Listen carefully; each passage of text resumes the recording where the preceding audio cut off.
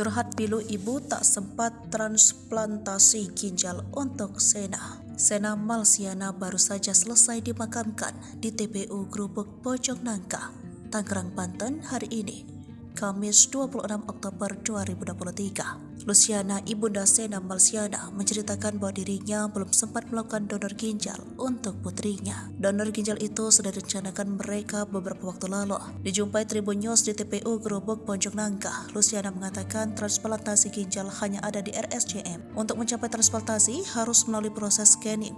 Semua proses sudah dilalui dan hasilnya sudah cocok. Sayangnya semua tinggal rencana. Di saat hanya tinggal melaksanakan transplantasi ginjal, Sena sudah lebih dulu berpulang setelah sempat masuk ICU pada Rabu 25 Oktober 2023 kemarin. Keluarga menilai bahwa Sena memang tidak ingin menggunakan ginjal ibunya karena khawatir. Mereka menilai Sena memilih untuk berpulang dan mengakhiri perjuangannya melawan gagal ginjal.